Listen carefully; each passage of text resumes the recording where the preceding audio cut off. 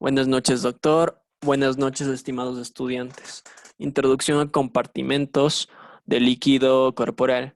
Como un breve comienzo, podemos decir que el tema tratará sobre el mantenimiento de la homeostasis en función de la escasez o la existencia excesiva de líquido corporal.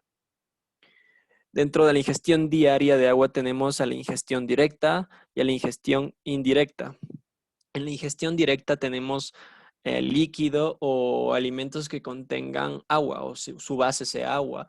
Eh, por, por la condición de la misma ingestión, la obtención de líquido corporal es mayor. Es decir, tenemos una obtención de 2100 mililitros por día en condiciones normales. En la ingestión indirecta, la síntesis se da, la obtención del líquido corporal se da por síntesis de carbohidratos y por el mismo proceso la obtención es menor. Es de 200 mililitros por día. Es importante mencionar que tanto los ingresos de agua, de líquido corporal como de pérdida es muy relativa y la misma se encuentra determinada por condiciones como el ejercicio intenso y prolongado o como un estado climático. Como podemos ver, los ingresos totales o dentro de los normales tenemos a 2.300 mililitros por día. Y ahora, en un ejercicio intenso y prolongado, aunque las cantidades varían según la persona, las pérdidas pueden llegar a ser en las pérdidas tanto insensibles en piel y pulmones son de 350 y 650 mililitros por día. Ahora, hablando del sudor, las heces, la orina, se hablará en las siguientes diapositivas. Bueno, pérdida diaria de agua corporal. Esta es la pérdida de agua insensible, es decir, no somos conscientes de esta pérdida. No es lo mismo que el sudor. Pérdida por difusión a través de la piel. El principal factor que interviene en la pérdida del agua y el que es el mismo, el cual es el encargado de la regulación de, de esta pérdida, es la capa cornificada de colesterol que se encuentra en la piel. Generalmente cuando existe la capa cornificada, las pérdidas se limitan de 300 a 400 mililitros por día, pero en quemaduras no existe una protección, es decir, no existe esta capa y se puede dar de 3 a 5 litros por día. Es por esto que las personas que han tenido quemaduras muy fuertes y extensas a nivel del cuerpo, pues requieren de una hidratación diaria. Pérdida por evaporación de las vías aéreas. Esto principalmente se da en los pulmones y, y se da principalmente por la saturación de agua, de la saturación de el agua por la presión que ejerce. En condiciones normales, la pérdida es de 300 a 400 mililitros por día. Y cuando existe frío, cuando las condiciones son de 0 grados centígrados, pues los pulmones llegan a evaporarse mucho más y la pérdida de líquido es más constante. Por eso es que muchas veces los labios se resecan. La pérdida de agua, según el sudor, em, bueno, según el sudor, las heces y los riñones.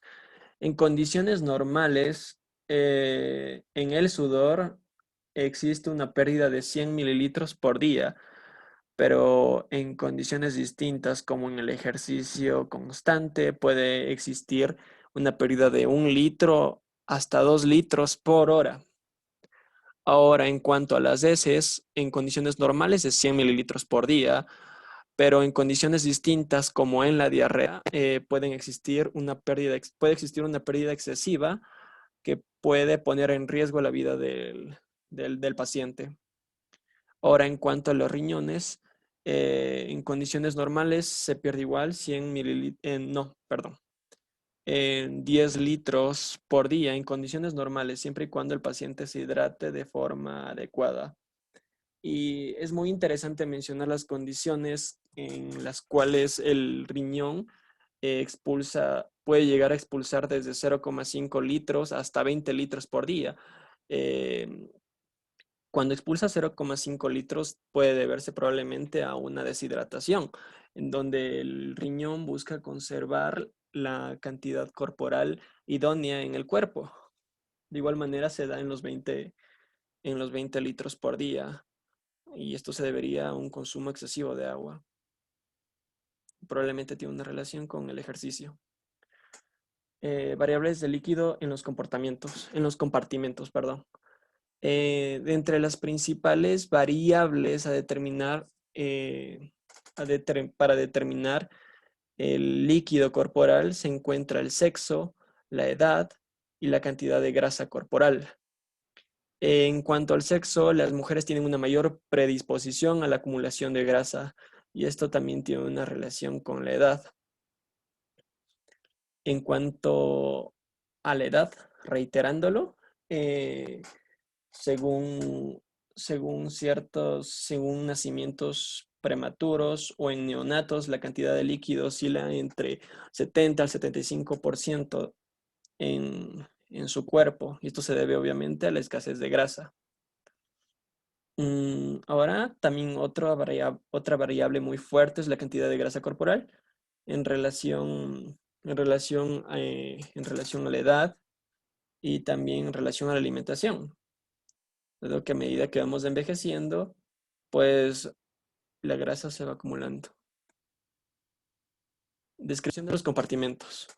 El compartimento de líquido intracelular principalmente tiene el 40% del peso corporal contenido en 100 billones de células. Es decir, es 28 litros de 42 litros que tiene el cuerpo en su totalidad. Ahora, el compartimento de líquido extracelular constituye el 20% del peso corporal, es decir, es menor, y se divide en líquido intersticial y plasma.